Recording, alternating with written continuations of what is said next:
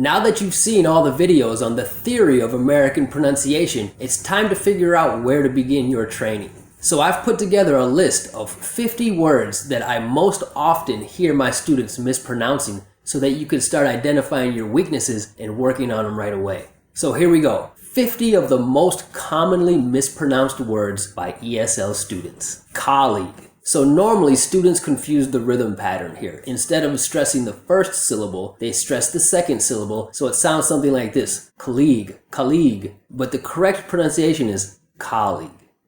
Mortgage. So a lot of students tend to pronounce this word too perfectly and they pronounce the T sound like this. Mortgage, mortgage. But that's just too hard and unnatural, so instead we don't pronounce the T and it sounds like this. Mortgage.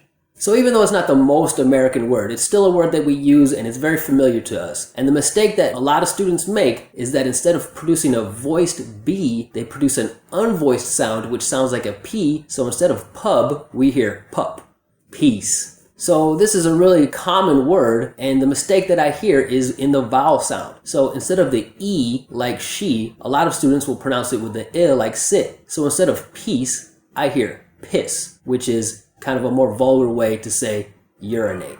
Sheet. A lot of students mispronounce this word because of the vowel sound. So instead of using the E like she, a lot of students will use I like sit. So instead of sheet, we hear shit, which is something that we do in the bathroom and also could be considered a rude word.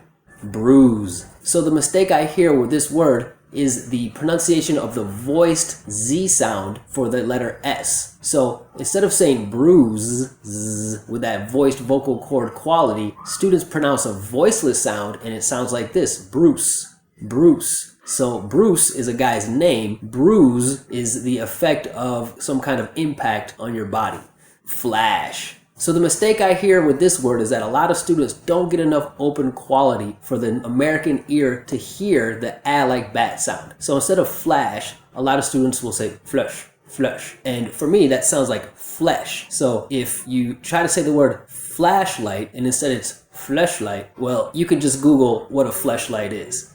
Vegetable. So there's two common mistakes that I hear with this word. First, for a lot of my Russian speakers, they tend to mix the V like victory with the W like win. So instead of vegetable, I hear wedge, wedge, vegetable. The other mistake is pronouncing each syllable perfectly. A native speaker uses the lazy schwa in this word. So instead of vegetable, it's vegetable. Vaccine. A word that many of us got very familiar with in the past few years, again, especially for my Russian speakers, tend to replace the V like victory for a W. So instead of vaccine, I often hear whack, whack, whack, vaccine, when it should be vaccine. Gas. Something that most people use every day in their lives, and the mistake that I hear is not getting enough open quality for that ah like bat vowel. So instead of gas, I hear guess. Guess, which for my ears is a different word. Comma. So a lot of students tend to replace the ah like father vowel for a o, comma, comma, comma. And for my ears, it sounds more like the o like no diphthong. So it sounds like coma, which is when someone's sleeping and can't wake up. So the difference between comma and coma for my ears is very, very obvious.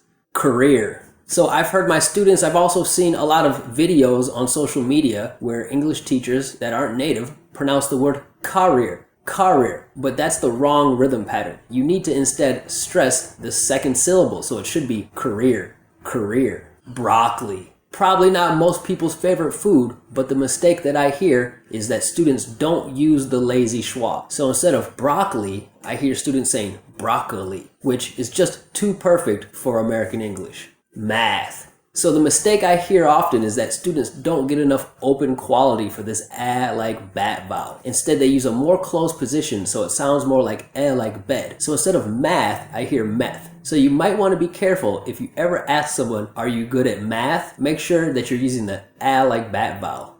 Totally. This is a cool word, but I hear a lot of students pronouncing it incorrectly because they don't use a diphthong. Instead, they just use one mouth position. So what I hear is totally, totally, instead of totally, very. So this mistake happens often, especially with my Spanish speakers who don't always separate the difference between B like boy and V like victory. So a lot of times instead of very, I hear berry, which is a fruit.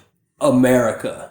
Chances are this is one of the first words you learned in English, and the mistake that I hear students making is that they pronounce it too perfectly and they don't use the schwa sound. So usually what I hear is something like America, instead of America.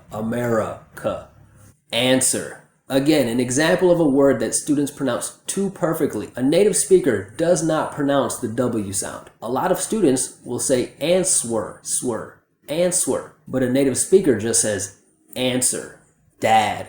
So the mistake I often hear is that students don't get enough open quality for that a like bat vowel. So instead of dad, I often hear dead, which to me sounds like the adjective to say that someone or something is not living.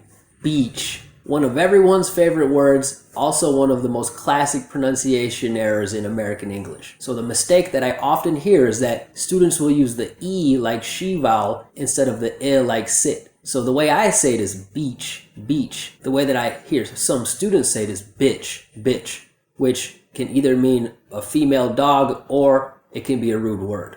Island. Another example of pronouncing the words too perfectly. A lot of students will pronounce the S in island like this. Iceland. But a native speaker doesn't pronounce the S. Instead, we say it like this. Island.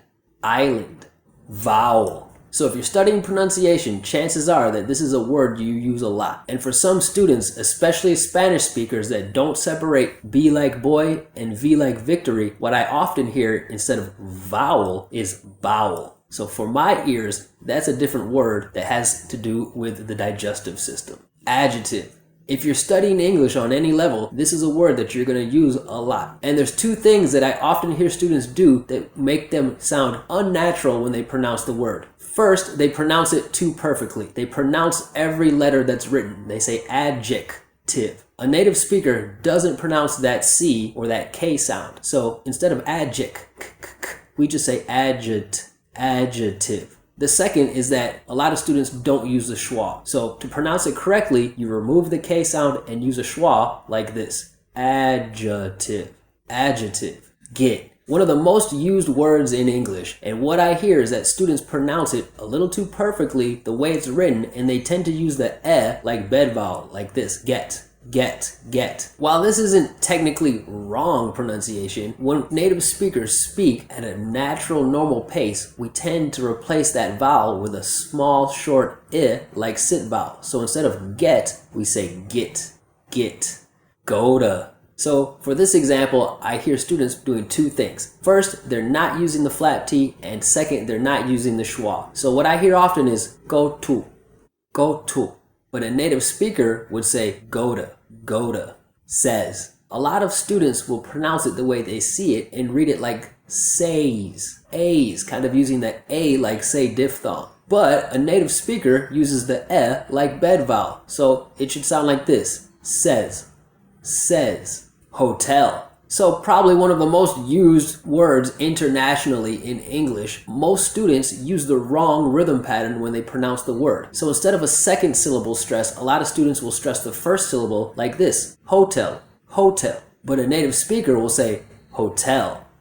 Alright, you've made it more than halfway through the list. We're already in the top 20. Moving forward, we're going to be looking at what we call function words. And the mistake that most students make is that they're pronouncing these words too perfectly. They're pronouncing them exactly the way they're written. What a native speaker does is what we call a reduction. And a reduction is when we shorten the word by removing the vowel sounds. That way, it will make it more obvious for the listener that this is not a content word, it's not an important part of the message, and it will allow the listener to focus on the more important stressed syllables. So let's keep it going so you can tune your ear and really take your English to the next level with these. Can, can't. The mistake I hear with these is students aren't familiar with which forms of the words or how we pronounce them. So with can, the positive, there's two forms. We have the long emphasized form, can, and we also have kin, the reduction, kin. Can't only has one form. We pronounce the whole word. It's not a reduction, but it is short and fast, like this, can't. So side by side, kin, can't. Kin, can't. Our. So the reduction for our is our. We got our stuff. It's our turn. You. Students normally pronounce this word too perfectly and give it too much attention. So when you have this word in a sentence, it should be short and soft like this. You have a nice voice. You can come. In-tuh. So most of the time students pronounce this word perfectly and they say thuh, in-tuh, thuh. But a native speaker will use the schwa and say in-tuh, tuh, than or then. In both cases, when we remove the vowel sound to make the reduction, they both sound like this. Then, some. This is a word that students often don't realize is a function word and they pronounce it too clearly. Most students say some instead of some. I bought some apples. She made some tea. Bin. Again, students tend to pronounce this word too perfectly and I hear a lot of students saying bean, which for my ears is a type of food. So instead of bean, a native speaker will make the reduction and say bin. I've been here all day. They've been together forever. Thurz. So a lot of times when I hear students using this contraction, they don't actually turn it into a contraction. What they do is just pronounce it very fast, like this. Thurz. A native speaker will just say thurz.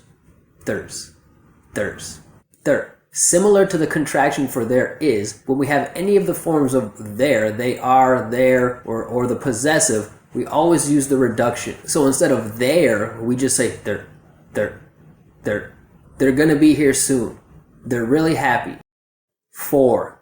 So instead of pronouncing it clearly, the reduction is for.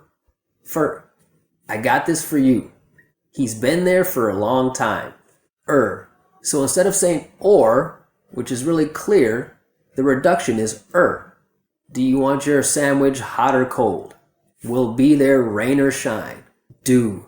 So the mistake that a lot of students make is that they don't use a diphthong. Instead, they just use a sound that has one mouth position. So instead of do, I hear duh. Do you have any? Do you see that? As. So even when students pronounce this word perfectly, as, they tend to not use a voiced S. So it comes out like this, ass, which is kind of a rude way to name one of the parts of the body. So it shouldn't be ass, it should be as. To make the reduction, you just go is as big as or as strong as the. One of the first words students learn, but they tend to pronounce it too perfectly, so they don't use the schwa. A native speaker will most usually use the schwa like this. The bank, the game, to. Again, another word that students pronounce too clearly. This word is not important. It doesn't bring us any meaning or new information, so we should use the schwa as much as possible. So instead of thuh, it should be tuh. I have to check. I need to go. A. The most common way to say A is just with the schwa. There you go. So now you have a list of words that you can use to start identifying your weaknesses and training them right away. And you just boosted up your English.